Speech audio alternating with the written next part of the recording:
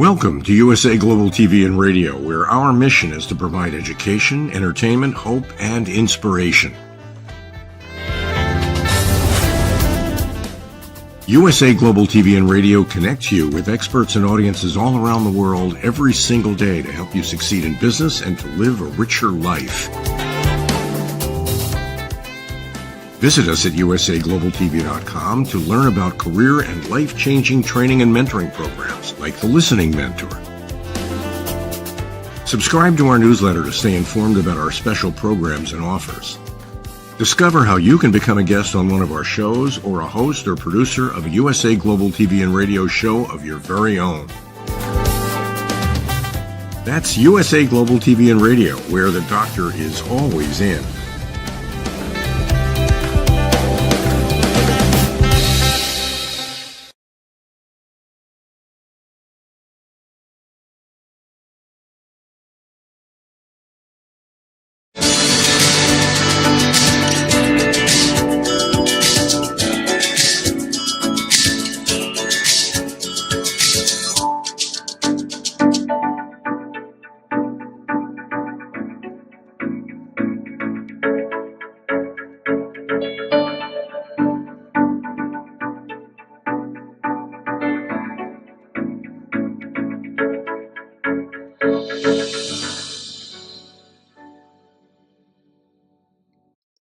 Hello, beautiful soul family, and welcome to Weekly Wisdom and Insights, your home for spiritually guided transformation and empowerment. I am your host, Dearjames, and together with the unseen, Spirit, Source, and Symphony, we look at the current energies, the intuitive wisdom and insights, and we go as guided. And we begin this episode, it's all about Venus, and you will see Venus, Mary Magdalene, the Divine Feminine, and this call to action. But before we get into that, welcome Kiki, welcome Alicia. Let's take a look at our main energies. So we're looking, we've got double ones, the creative, initiate, because of course January is a 1 month and 2026 is a universal 1 year. We're working with hexagram 14, great possessing, shine, that it is this time to shine. Welcome Olivia. And of course 7, this legions, army, correct discipline, that we all always have everything that we need in any given moment. So let's take a look, and this is going to be just so exciting. We're working with the Venus enters Aquarius chart. It's coming up on the 17th of January, and these first 90 days of 2026 are incredibly powerful astrologically, major shifts. So we've been talking about this.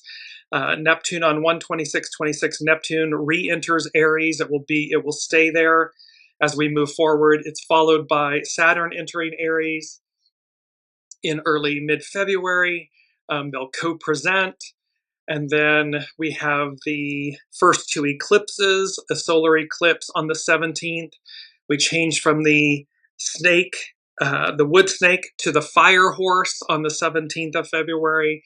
And then we have the partial lunar eclipse on the 3rd of March. It's just, there's one kaboom after another. Well, here's Venus enters Aquarius.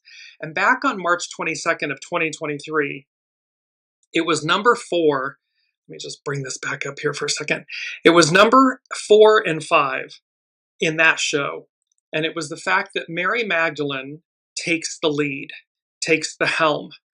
And number 5 was, it was the quote from the Japanese Admiral Yamamoto, who planned the attack on Pearl Harbor. And the quote is, "I fear all we have done is to awaken a sleeping giant and fill him with a terrible resolve." This is all about divine feminine awakening, the awakening to that. And this, how Mary Magdalene takes the lead.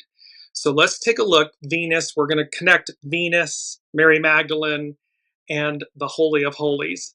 But let's just take a look. I'm going to bounce back to this astrological chart. Well, the minute I saw this chart, again, intuitively, I kept hearing ZORRO.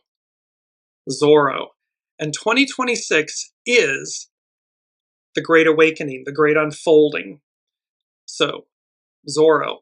Zorro is Spanish for fox, a word implying cunning, cleverness, and slyness, famously embodied by the masked vigilante hero created by Johnston McCulley in 1919, who fights for the oppressed. His character in U.S. Westerns wears a black mask to hide his real identity when fighting evil, and is Hollywood's first swashbuckling hero.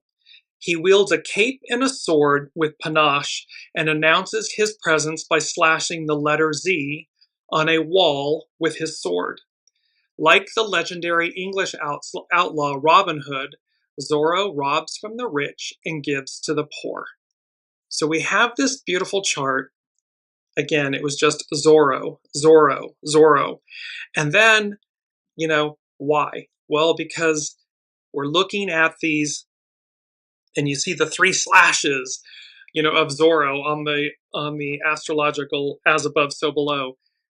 It's because we're working with the Sun, Venus, Cazimi, then Venus, Mars conjunction, divine feminine, divine masculine coming together, then the Sun, Mars, Cazimi, and then upcoming Venus enters Aquarius. And I'm going to tie all of this together throughout the episode. But the point is that we have this, kind of robbing from the rich, giving to the poor, and how, but this is about rebalancing and how the divine feminine, the innate goodness in all of us, and where that has been oppressed and suppressed and maligned for millennia, returns, rises, takes the lead, comes back to the fore. And who's doing that? Mary Magdalene. I'll explain that in a moment. I want to jump to really quickly it's Proverbs 25:28. A person without self-control is like a city with broken down walls. And then this is from hopehealingwords.com. What a picture this verse gives. When someone lacks self-control, they can bring a lot of destruction to those around them, like a city without walls. During biblical times, the cities had walls around them to protect them from other armies trying to conquer. If the walls were broken in any area, then it was useless and they could be easily conquered. This is what it is like for someone who lacks self-control, even just a little bit. Think of this verse and the opposite of someone who lacks self-control. Someone who allows the divine to be in control. Self-control builds up protection like a city with strong walls. When you have self-control and allow the divine to lead you, you have peace within yourself, just like a city will have peace within its fortified walls. And this correlates to hexagram 14, which is known as great possessing, shine, and how humility, authenticity, and is the actual basis, the foundation of self-control, self-discipline, and how that radiates and multiplies and amplifies in the most positive, empowering way, because it's being done from a place of purity and strength because of self-discipline, self-control. So we begin with that. Well, let's jump into our main theme. And our main theme is Mary rising, the Holy of Holies, a call to action. And you're going to hear this phrase, a call to action, a spiritual call, throughout. You're going to see it in multiple different places throughout this episode of Weekly Wisdom and Insights, because that is what Mary is heralding, this call to action. Mary rising, the Holy of Holies. And let me just take us right to our mantra. Our mantra is rise. Spiritually, rise means to awaken, renew, and elevate, moving from a lower state to a higher one, symbolizing overcoming trials. It's a divine call. It's transformation and new life. It's a call to action to step into divine will and purpose, overcome challenges, and radiate spiritual light. We are being asked guided, loudly shaken to this call to action to rise, that we have a choice, and that we do not have to succumb to the shadow, to the goo, to that element of the past that we are facing. We need not double and quadruple down on that. We can turn and pivot. It doesn't mean to ignore where we are and the choices that collectively and individually have led us to this point. However, it's a call to action that says, rise, great possessing, shine your light, make better choices, different choices. And how Zorro, this Z-shaped, that's coming from on high, and how that's going to rebalance the wheel. Because remember, it's about the Wheel of Fortune. 2026 is a 10-year, which becomes a 1 year. So it is, in the tarot, 10 is the Wheel of Fortune, which means the continuity of life and how the wheel is ever changing and moving onward. Which also brings us into the Magician, which is the master manifester. And so we co-create with the divine. We have all the tools we need within us to shine, to rise to this call to action. And why? Well, because we're meant to advance. That's the moral. That's the purpose of life, is to advance, to evolve, to ascend and transcend. It is not to go backwards. And so again, it's about the illusions, and that brings me to number 1 from the unseen. They said, tearing away, quote, the veil of illusion, we all collectively rise. So this Zorro, and I'm just bringing this up with all of this, the sun,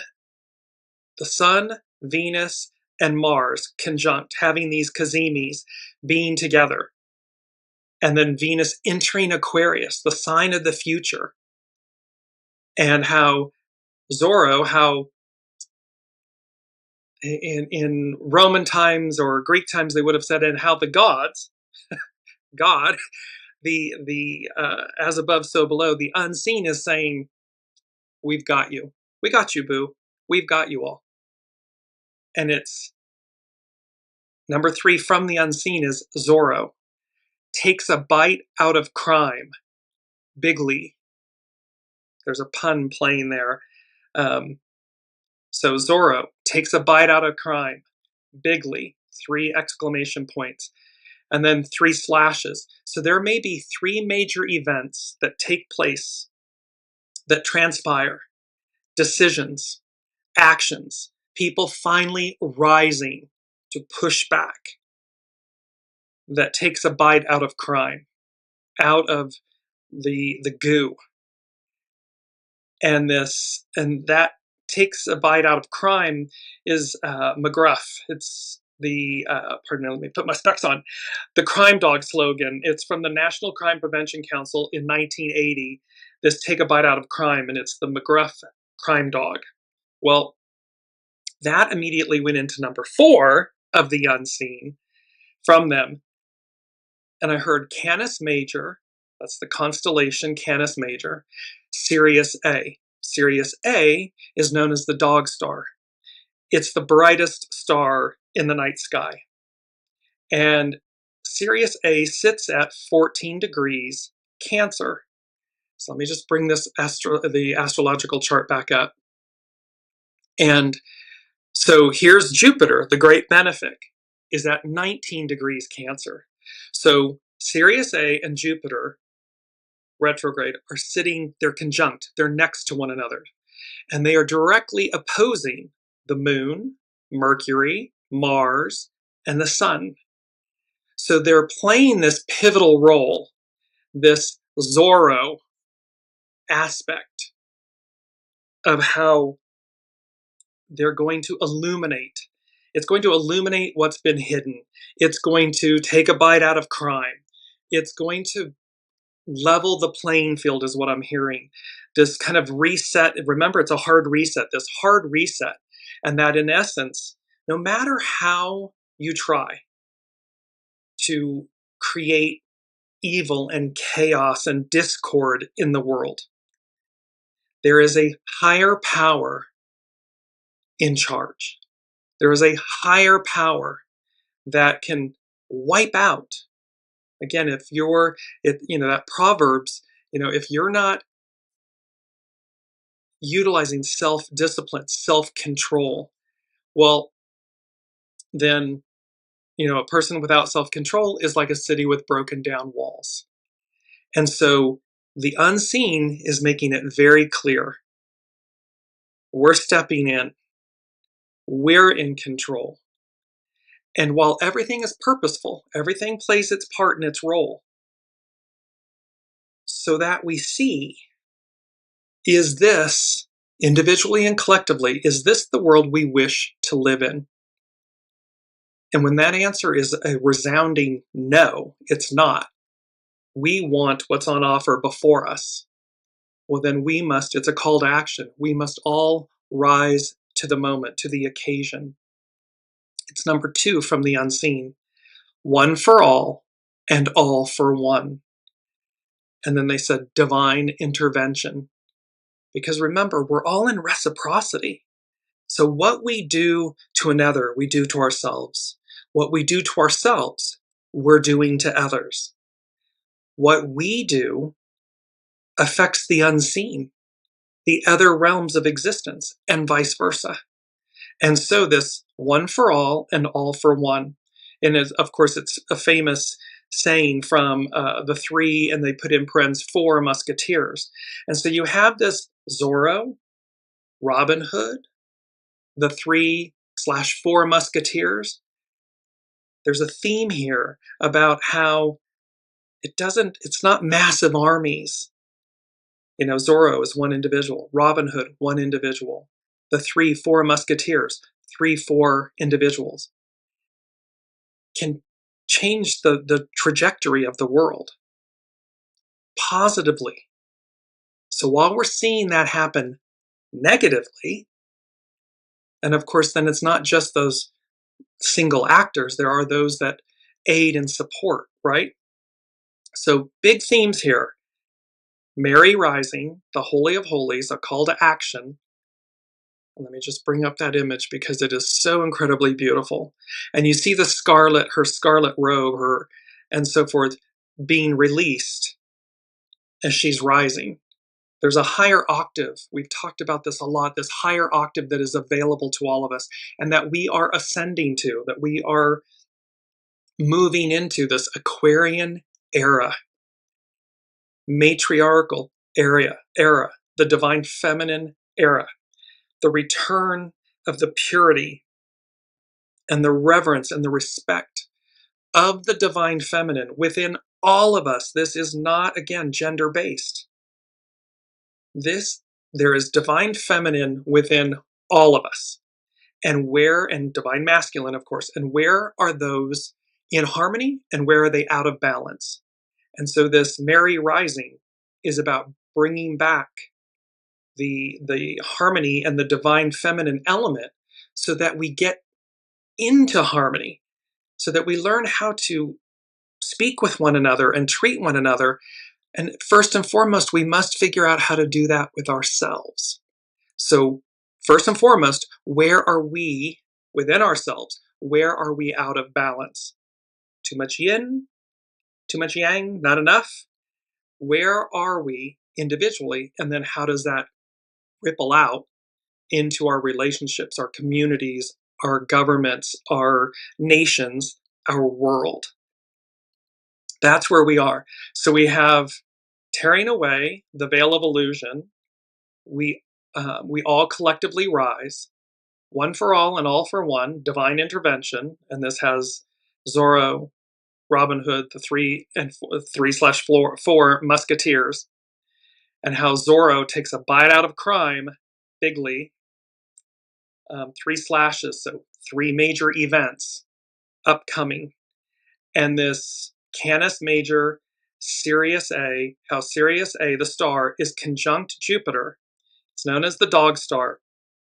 And brightest star in the night sky.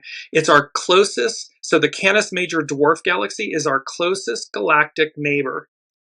And how this conjunction and what's happening with all of this, and the unseen said, get ready to rumble. Well, get ready to rumble.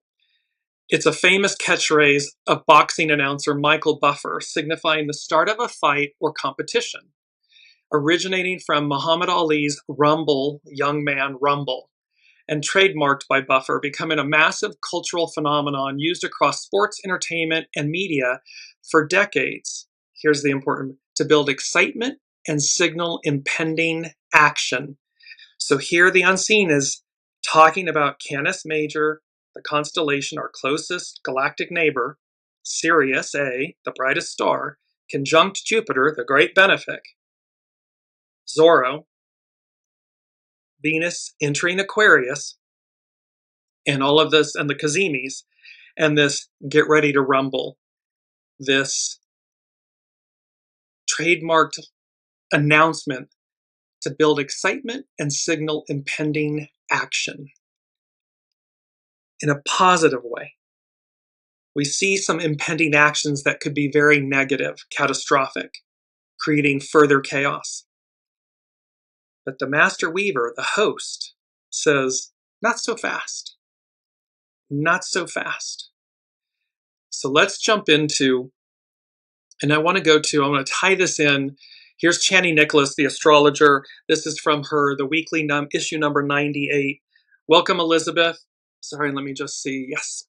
And Chani Nicholas is talking about endings equal new beginnings. Ready those finishing touches. It's time to get your projects into tip-top shape. The beginning of the week brings inspiring combos, new connections, and the motivation to wrap up old business.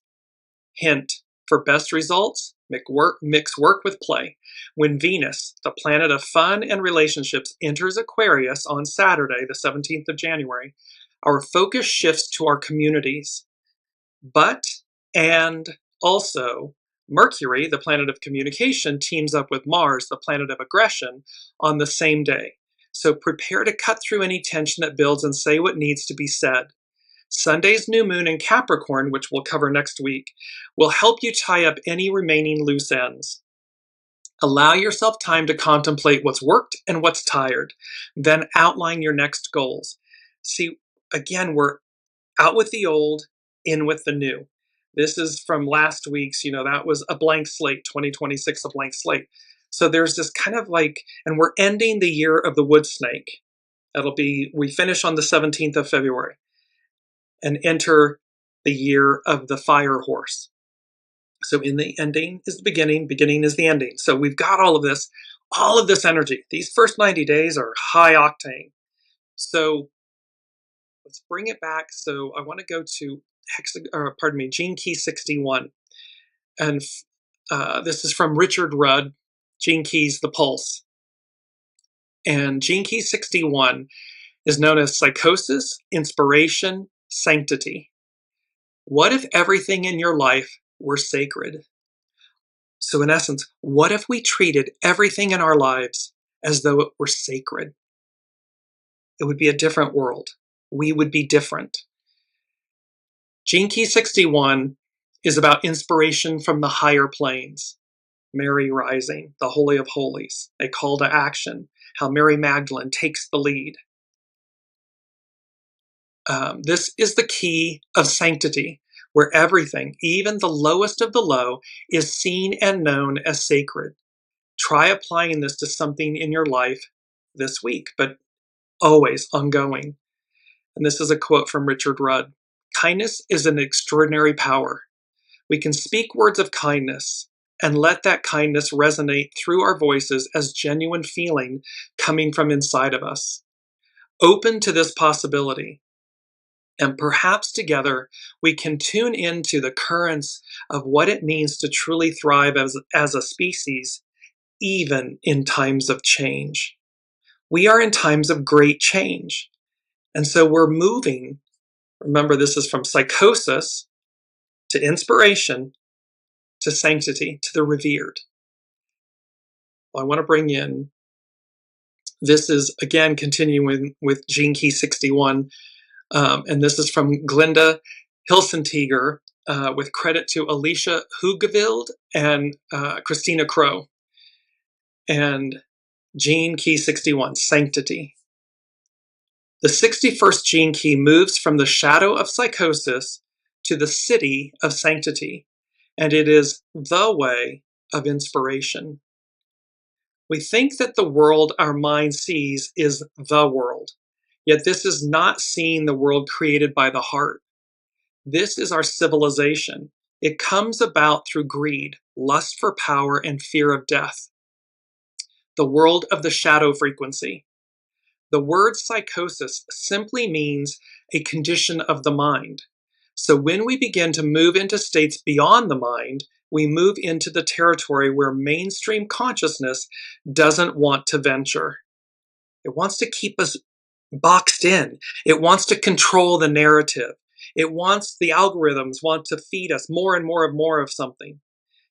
But that's all of the mind, artificial intelligence. It's an illusion. Tearing away the veil of illusion, we all collectively rise.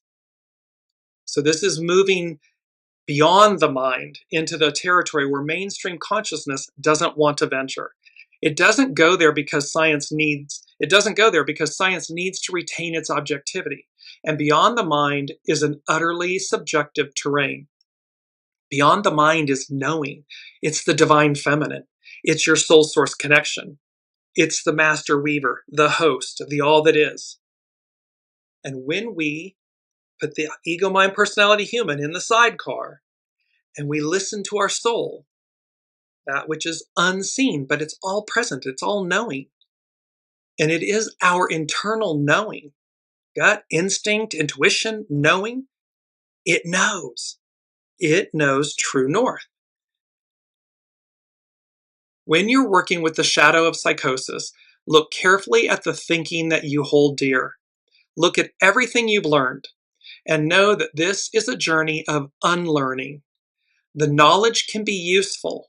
It can be beautiful. It can take you right to the edge, but it cannot take you across the abyss of death. So be gentle with yourself and be crystal clear about your own mind.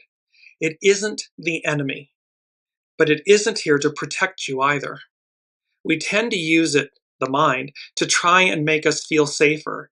Yet if we don't feel safe, it's because we aren't accustomed to states beyond the mind.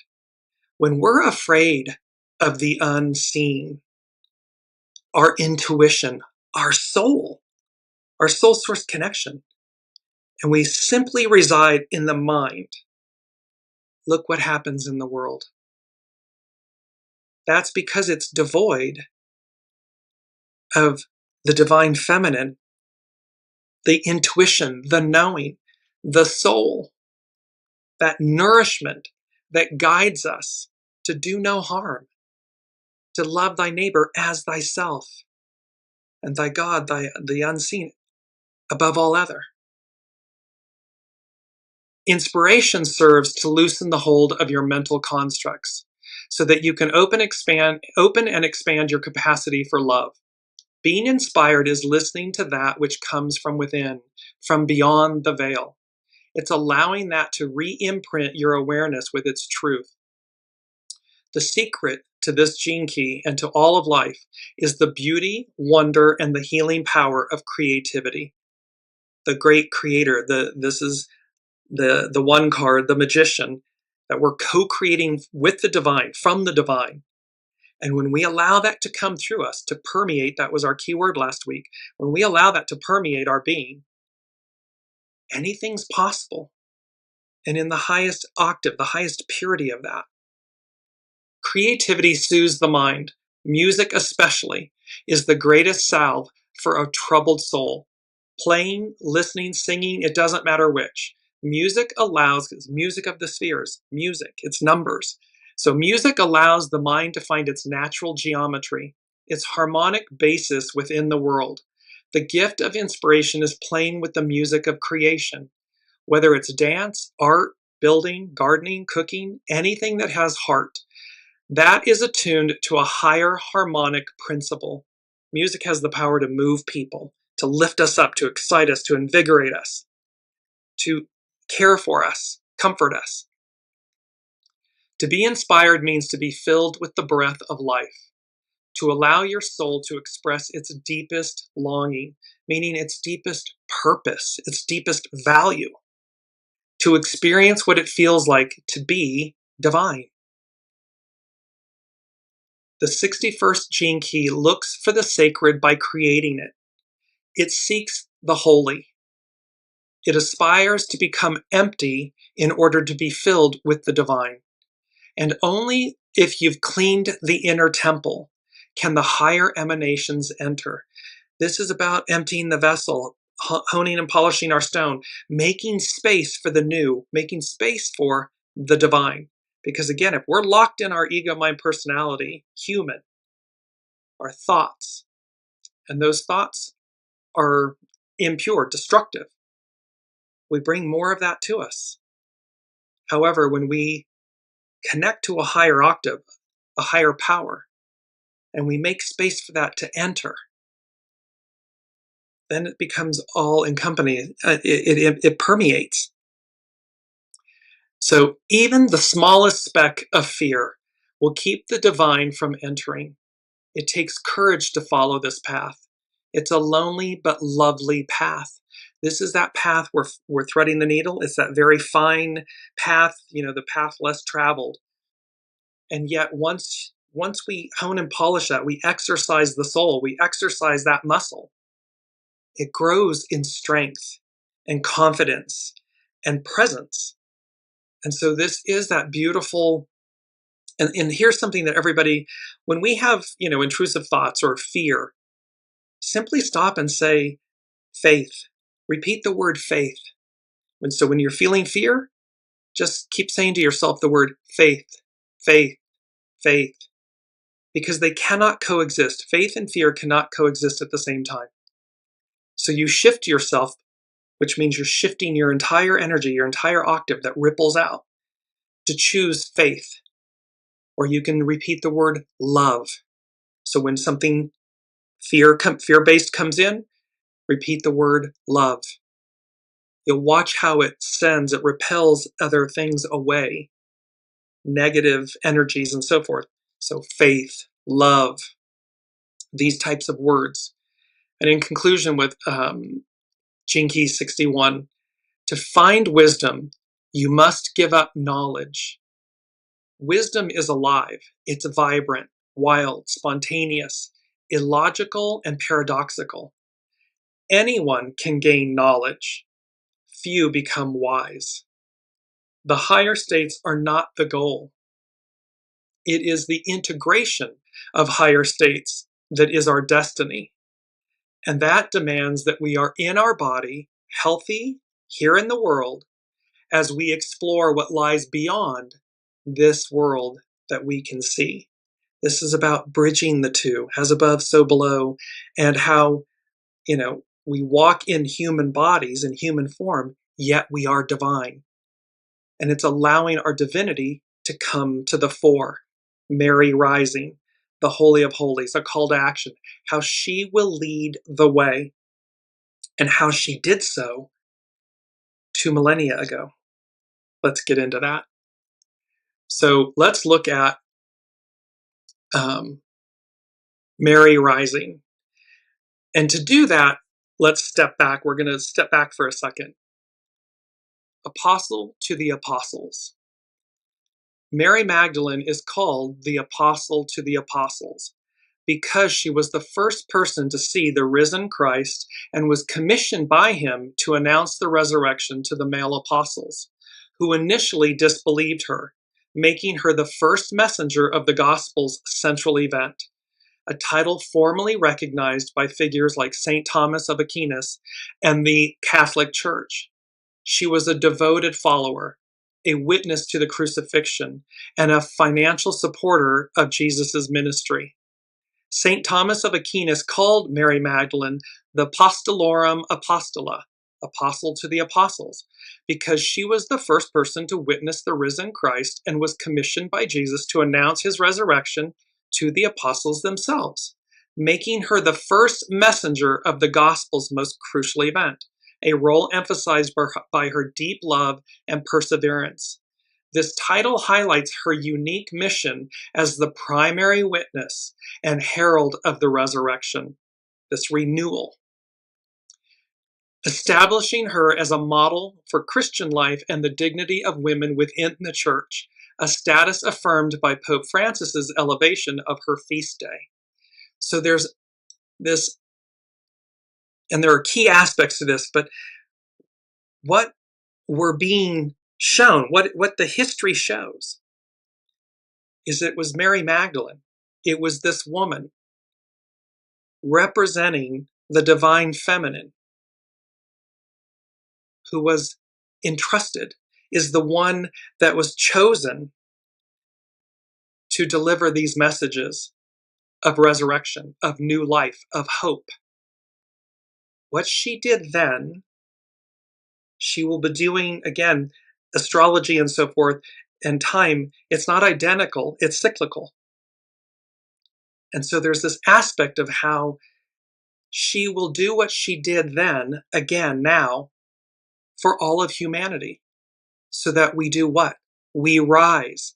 We heed the message that was offered 2,000 years ago. This is not a religious or Christian, individually Christian message.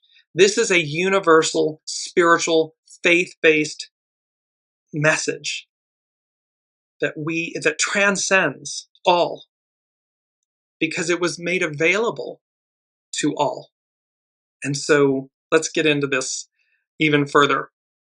So she's a devoted follower, Mary Magdalene. She traveled with Master Jesus and the other women, providing for the group from her own means. So Mary Magdalene was a woman of means, meaning she was wealthy, but also spiritually wealthy. So monetarily or of the earth wealthy, but spiritually wealthy. She's present at the crucifixion and the burial. She's the first witness. And then she is given this title of the apostle to the apostles because of that.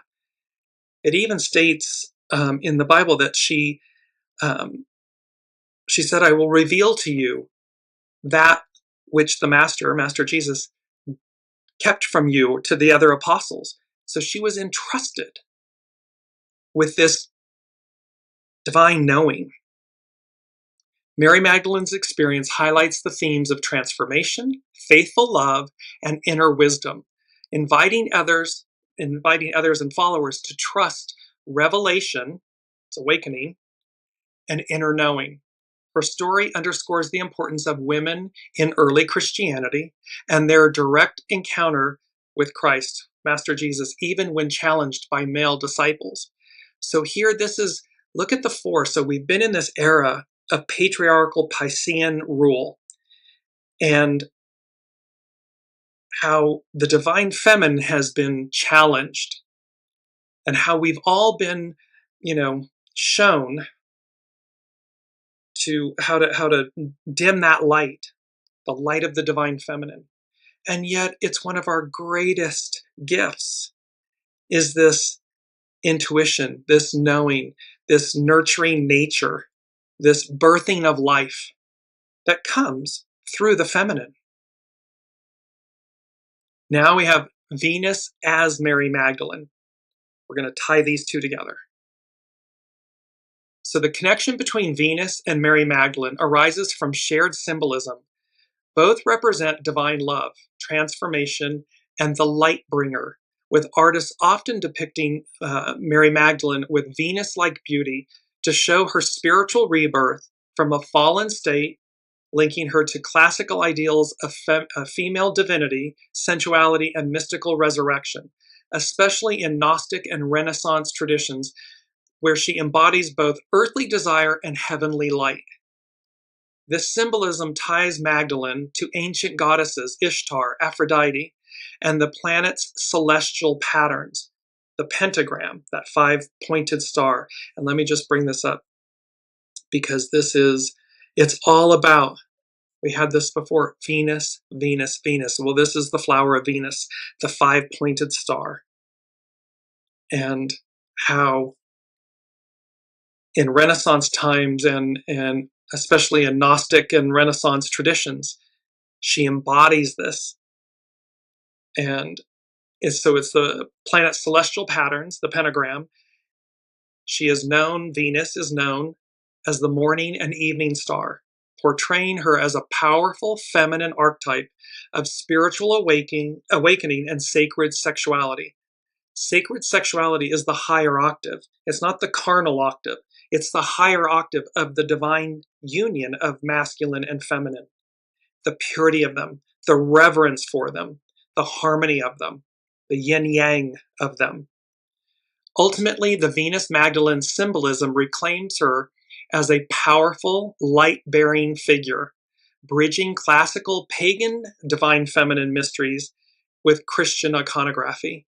So they bridged these, they absorbed them. By absorbing them, they retained them.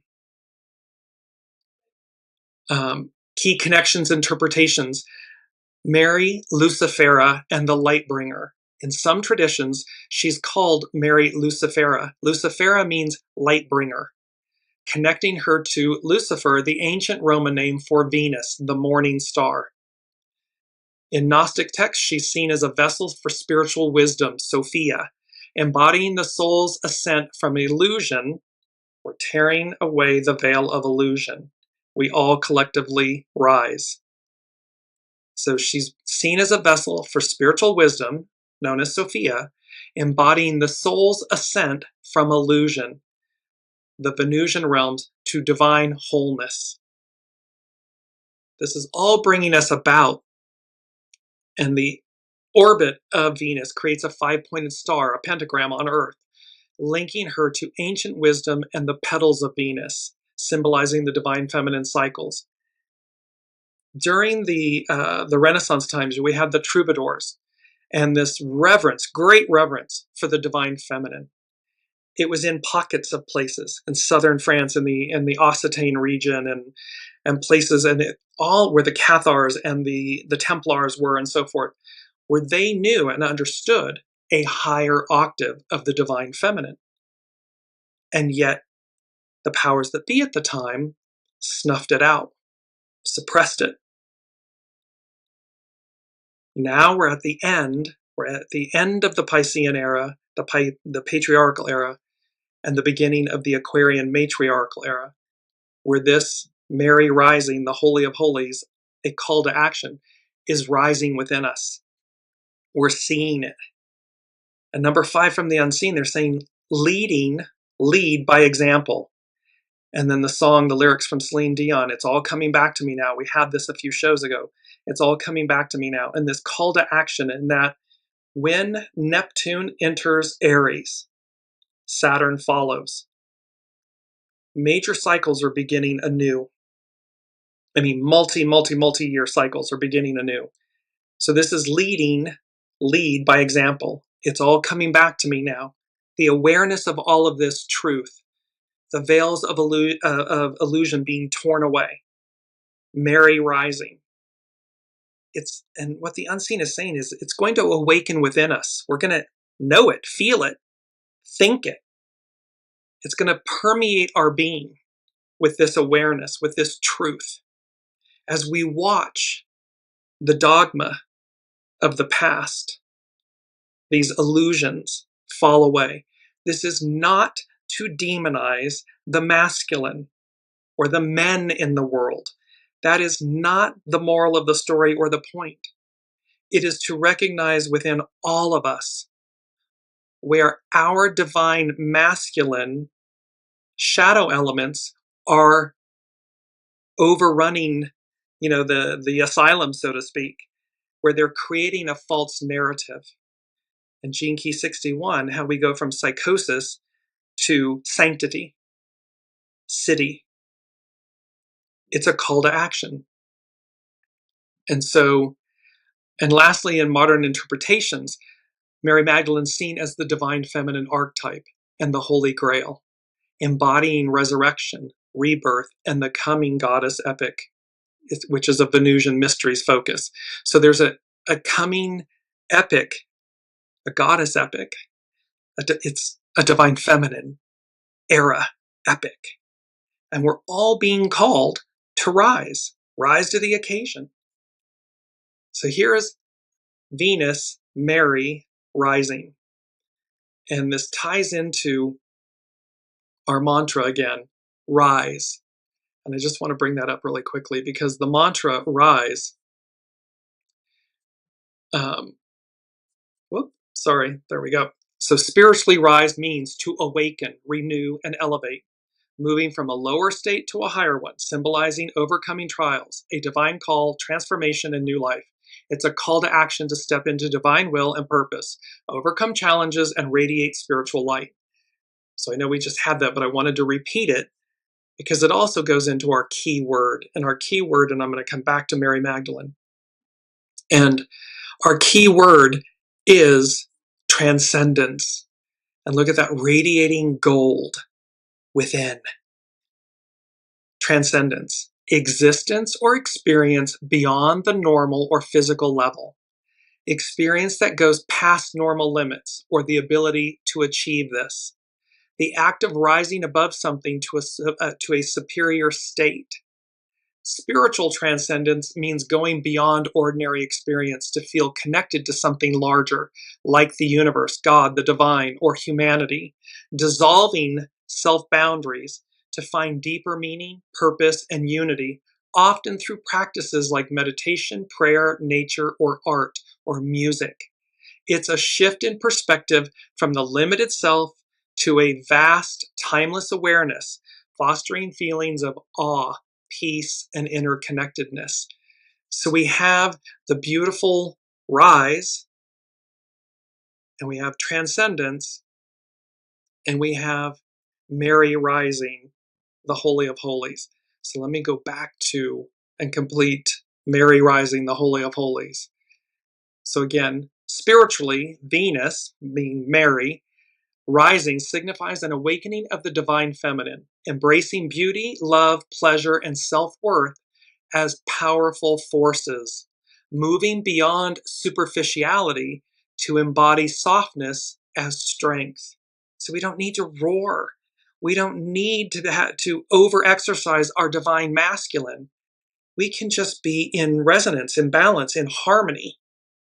Know when to speak, meaning when to, hey, set a boundary, and when to just simply be. We don't have to yell and scream and run roughshod over others. So it's moving beyond superficiality to embody softness as strength, integrating sensuality with spirituality, and honoring inner cycles of growth, surrender, and rebirth, often seen as a call to reclaim one's authentic power and connection to the sacred. Mary rising, the Holy of Holies, a call to action. See, it's a call to reclaim one's authentic power and connection to the sacred, to the divine, to the unseen. It's about finding spiritual resonance in art, nature, relationships, and self-care, aligning with Venus's journey as both morning and evening star, symbolizing transformation and inner knowing. Fundamentally, Venus, Mary, rising is a spiritual call to live a life rich in love, beauty, and authentic connection, recognizing these as divine expressions of self and the universe. It's like when we recognize this beautiful, look at this, this transcendence of this gold within. It's recognizing these divine expressions of self and the universe, and that they're already within us. We come into this life with them. We exit this life with them. They're eternal. It's what we do with them in this life that matters. And so we're looking at all of this. And then the Holy of Holies, we're going to tie this together. So we've now shown Mary as the apostle to the apostles. She's like the prominent figure that announces the resurrection, the risen Christ. And that message was about rebirth. renewal, a higher octave, something greater on offer. So here's the Holy of Holies. The Holy of Holies, the Kodesh HaKodashim, was the most sacred inner sanctuary of the Israelite tabernacle and temples, representing God's dwelling place on earth, separated by a veil and housing the Ark of the Covenant. Accessible only to the high priest once a year on Yom Kippur, it's known as the Day of Atonement, to atone for Israel's sins by sprinkling sacrificial blood. It symbolized the barrier between a holy God and sinful humanity, a barrier Christians believe was torn by Jesus' death, offering direct access to God, to the divine. And remember, this is where the famous, where Master Jesus went in and he turned the tables at the temple, because the outer courtyard, which was meant for the Gentiles, was filled with bazaars. It was a bazaar, so it was filled with traders and mercantile, instead of allowing the Gentiles to be in the presence of God.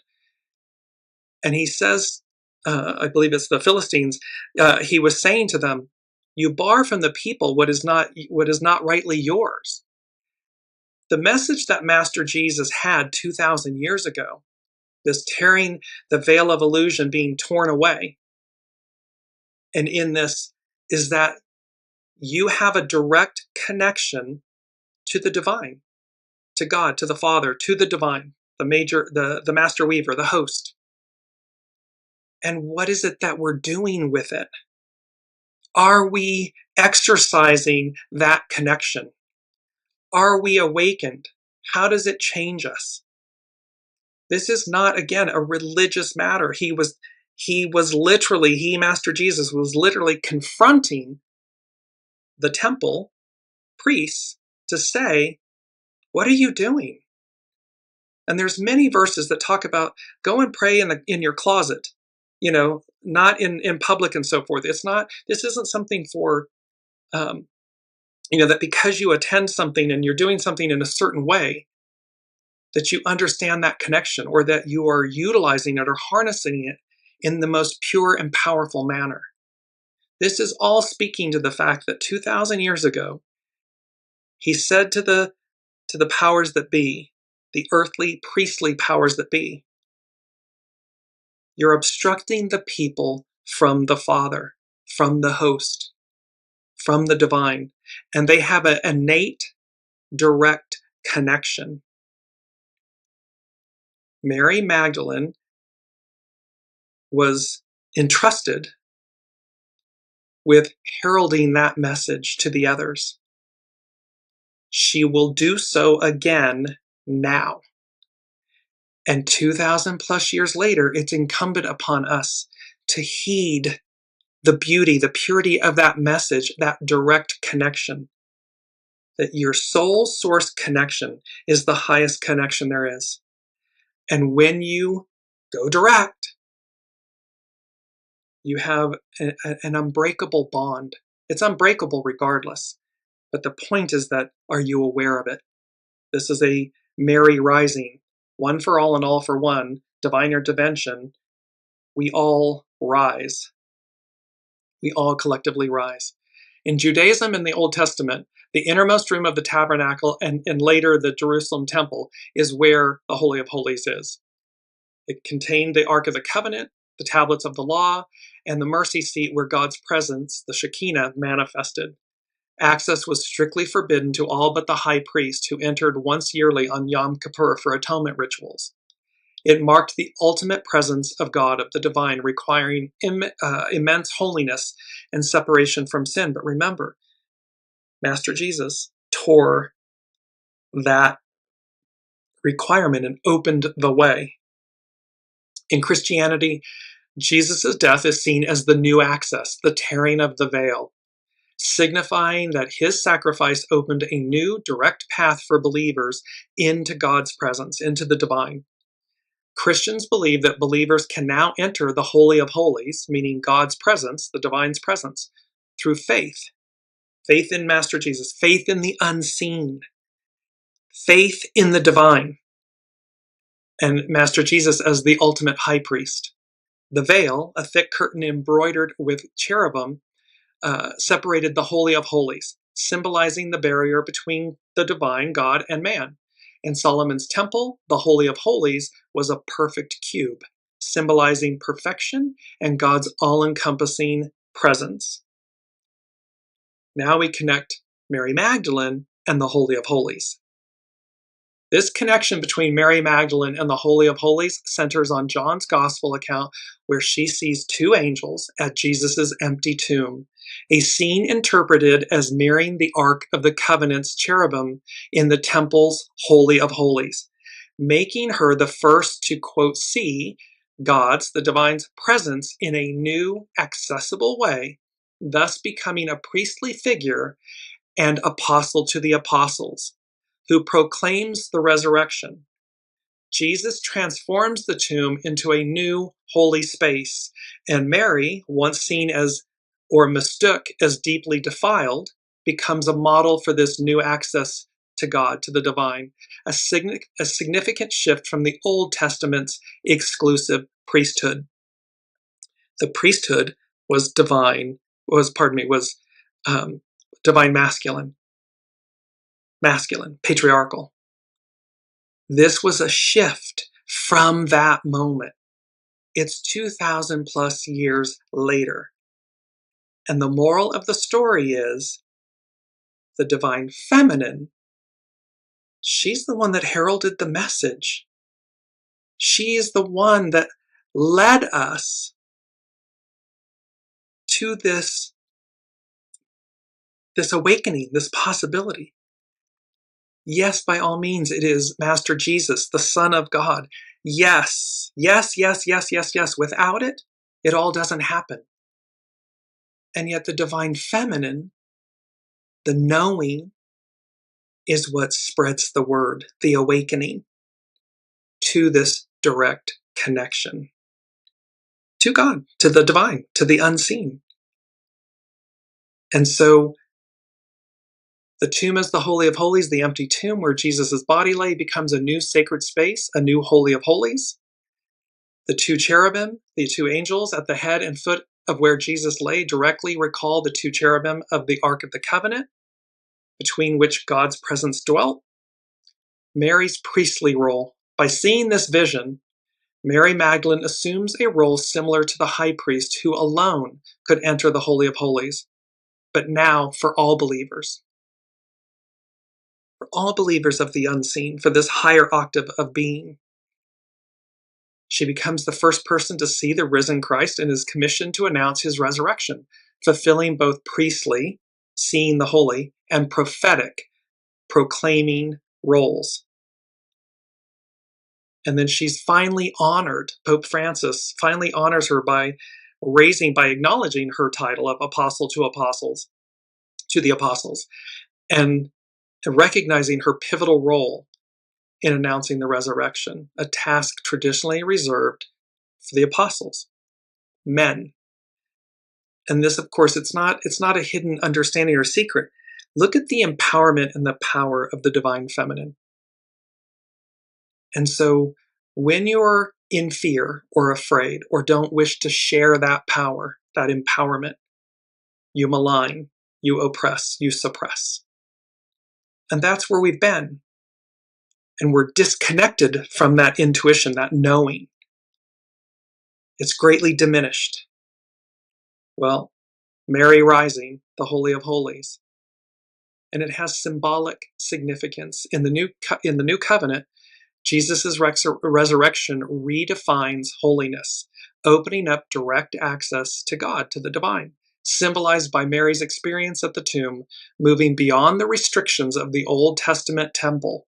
Mary's story highlights the transcendent themes of love, forgiveness, and transformation as she moves from a figure associated with sin in later traditions to the primary witness of Christ's new life, our new life. And so again, what she was entrusted with, empowered with, then the unseen is saying, here it comes, she will do so again.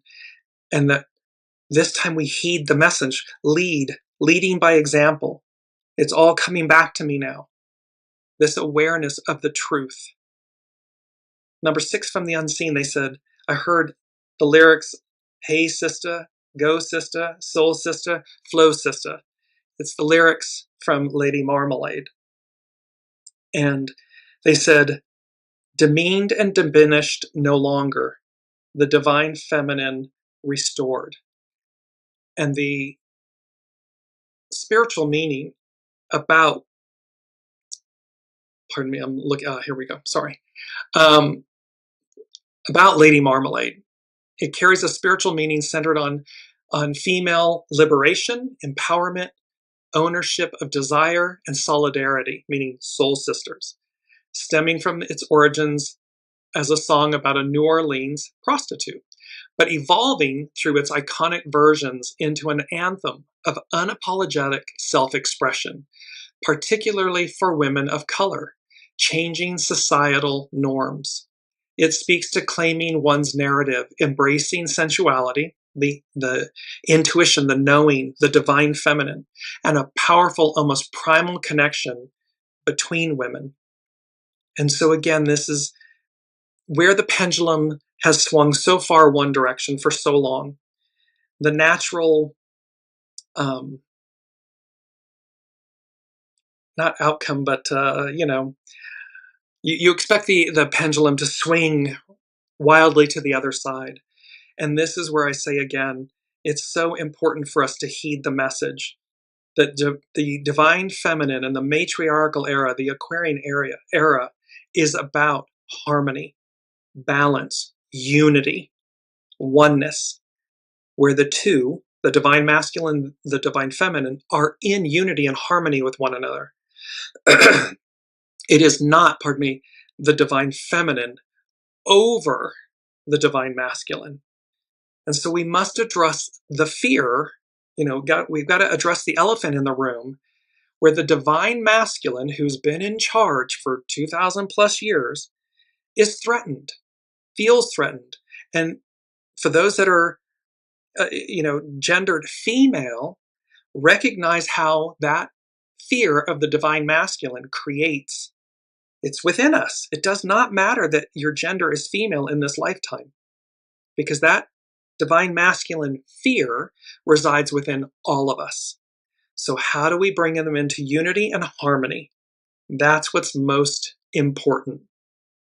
And so we have this number 6, the Lady Marmalade, hey sister, go sister, soul sister, flow sister, and how the demeaned and diminished no longer, the divine feminine restored, it rises. And lastly, I want to jump to, we have 2 more things. I'm mindful of the time, so I want to get this all in because it's such a big show this week. And this is from astrobutterfly.com. And she's speaking about Sun conjunct Venus and Mars. All is fair in love and war. And this is an excerpt from this. And I'll post all of these on the Dearjames Facebook page. Behind the scenes, something important is resetting. Between January 7th and January 9th of 2026, we have a rare triple conjunction between the Sun, Venus, and Mars in mid-Capricorn. This is the turning point in Venus's synodic cycle, when Venus shifts from a morning star to an evening star. On January 9th, the Sun conjuncts Mars, initiating a brand new 2-year Mars cycle. The geometry of this configuration is spectacular. We won't see anything in the sky with Venus and Mars too close to the Sun, that's the Cazimis, and therefore invisible. So the divine masculine, the divine feminine, Mars and Venus, conjunct each other, conjunct the Sun, makes them invisible. Yet there is something serious, yet there is some serious Game of Thrones type twist happening behind the scenes. What might look like a celestial agreement, Sun, Venus, and Mars all aligned, is actually much more complex, with new beginnings and endings happening simultaneously. Let's unpack this. We'll start with Venus. When the Sun is conjunct Venus and Venus is direct like it is now, we have a so-called superior Venus conjunction. This is the quote full moon, or better said, the full Venus phase of Venus's 584-day cycle, a culmination or turning point where something about our values and relationships reach a peak and then matures into a new phase. Basically, Venus hits a climax point in her story. After wandering the early morning sky, doing her own thing, Venus is now connecting with the sun, our life purpose, and being brought into conscious alignment with it. Let's drop the nonsense. This is what I actually want. This is less about outer events and more about Venus doing something decisive on the inside. This is an awakening. This is a shift. This is a hard reset. This is Mary, Venus, Mary rising, the Holy of Holies, a call to action. When Venus conjuncts the sun, something clicks. And as a result of this click, we re-rank our priorities, rewrite relationship contracts, and redefine what's worth it and what's not. What about Mars?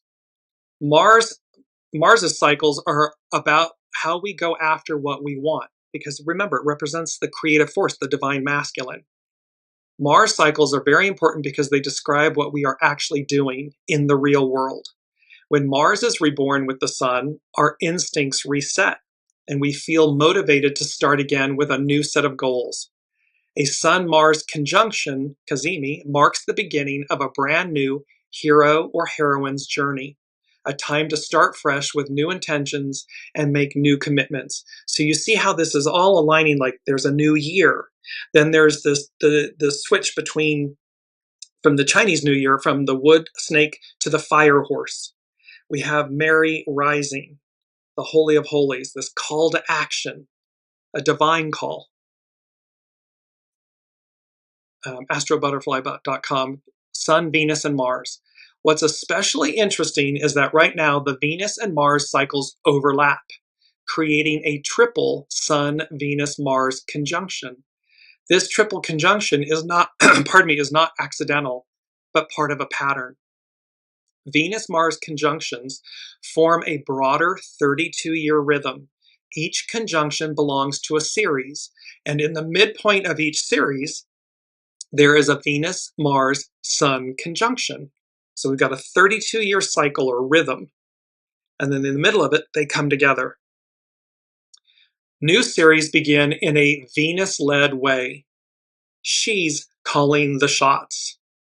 The whole cycle is basically rooted in these Venusian values and desires that have been stirred inside of us. Pardon me. So the Sun-Venus-Mars conjunction is the midpoint checkpoint in the Venus-Mars story, where the relationship between desire, Venus, and action, Mars, is recoded through the sun. It's reborn. It's our mantra, rise. It's that phoenix. It's like the phoenix rising of Venus and Mars in this relationship and what it means. However, in this dynamic, in this 32-year rhythm and cycle, Venus is calling the shots. The divine feminine is calling the shots. What might look like a celestial agreement, Sun, Venus, and Mars all aligned, is actually a high-stakes, behind-the-scenes rewrite. Venus is at a turning point in her cycle. Values, desires, reorient. Mars is at the start of his cycle. Will and action, reset. Venus and Mars meet. The lover and the warrior renegotiate the terms. All of this unfolds under the sun. Identity and purpose become the arbiter. The sun is our identity and life purpose.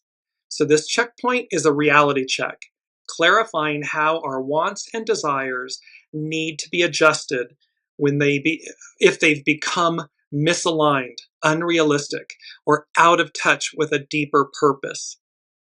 Well, that's exactly what's happened. We've been misaligned, out of touch with our deeper purpose, our deeper truth, and our deeper knowing. And thus, it's time to rise. And here comes that hardcore reset, that renegotiation. between the divine feminine and the divine masculine. From this adjustment, Mars then takes the lead, translating revised values into action and taking the necessary steps to make these recalibrated goals and desires real. So the divine masculine receives what the divine feminine, here's the plan, and then we harness that creative force, that divine, the purity of the divine masculine, to go make it real. The conjunction between Venus and Mars is incredibly important because Venus is the feminine, yin principle, and Mars the masculine, yang principle. When the two meet, creation becomes possible. Something that didn't exist before takes shape through this chemical reaction, this coming together, this higher octave. The Sun-Venus-Mars conjunction is in Capricorn. Capricorn is the part of the zodiac where the rubber meets the road. Goals, systems, deep commitments, contracts, status, and long-term consequences. When the Sun, Venus, and Mars meet in Capricorn, we become more driven and motivated to clarify our personal wants and desires and find ways to manifest them in the real world. This is when our sense of drive and achievement is at an all-time high. So all of this is occurring in Capricorn. So we have, and Elizabeth is saying, is this similar to staying in a peaceful patience or applying inner peace through each action? Possibly both. Yes, we are threading this fine needle between the past and the present future. And it is the path less traveled. And so we're at this moment where it's not to do nothing, in other words, just completely do nothing. And it's not to run roughshod and aggressively advance. It's that peduncle, it's the threading of the needle, it's that very fine path that few travel that says, I'm actively listening to the unseen, to my soul source connection, so that when I strike with the iron being hot. I don't run out and do something that I have to undo, and I don't do nothing so that the opportunity passes me by. I'm walking this very fine path.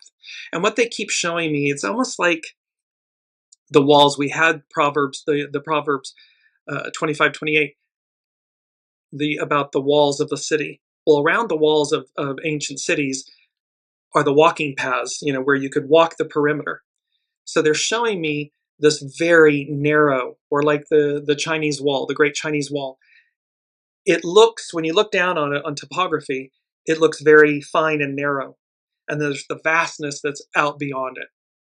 That's the image, is this image of walking a very narrow, fine path to rise, to be delivered.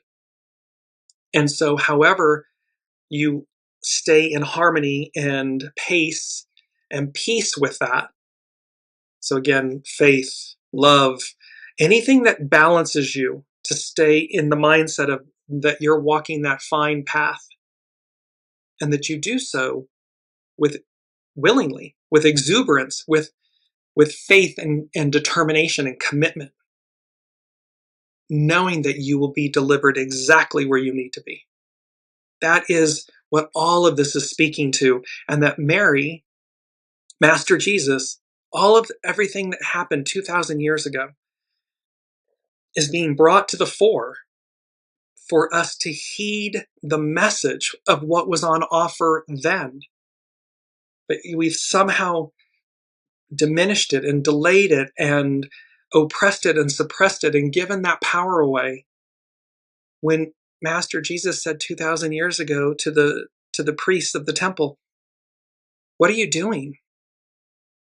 You're barring from the people, you're keeping for your own empowerment, your own lust and power and greed.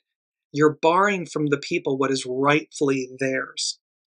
What's rightfully yours is the Father, the Master Weaver, the host, the unseen, the divine, that direct connection.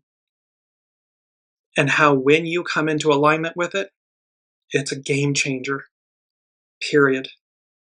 I just want to close with 3 of our quotes. We didn't get to This is from divination.com, or pardon me, the master at divination.com, but it's from the master. And it says, do not play the host, but become the guest. This is about soul source connection. And you see how the lotus is wide open and radiating this vitality because of its connection to the divine, to the sun, to source. And these two quotes are from divination.com.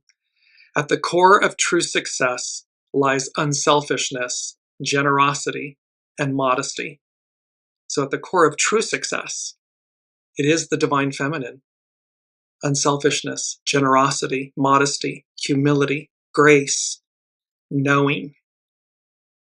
And lastly, a lasting prosperity is one that honors the highest values and furthers the collective good. A lasting prosperity is one that honors the highest values and furthers the collective good. This is about one for all and all for one. The Aquarian matriarchal era. Pardon me. And so I'll leave you with number 7, which is number 7, and from the unseen. And of course, 7 represents the foundation of God's word, of the divine's word. And it represents divine perfection, completion, and fulfillment. This isn't just commentary. This is a promise fulfilled. It's the foundation of all. And that is where we find ourselves in this second week of January, which is the 14th of January. Well, it's divisible by 7. And last week was January 7th, a 7. This culminates in a 7. So we have this trifecta statement about the foundation, pardon me, of the divine's word. This divine completion and fulfillment, or deliverance. And just going to pop this back up because I love it. ZORRO, watch how this Sun, Venus, and Mars conjunction, and how Venus is in charge, and the Mary rising, and the Holy of Holies, a call to action. Watch how ZORRO takes a bite out of crime bigly. Watch. And be ready. All right, we will see you all next week. Thank you for your presence, your comments, your likes, your shares, your subscribes. All of this helps Weekly Wisdom and Insights in the channel and everything. So until next week, we will see you then.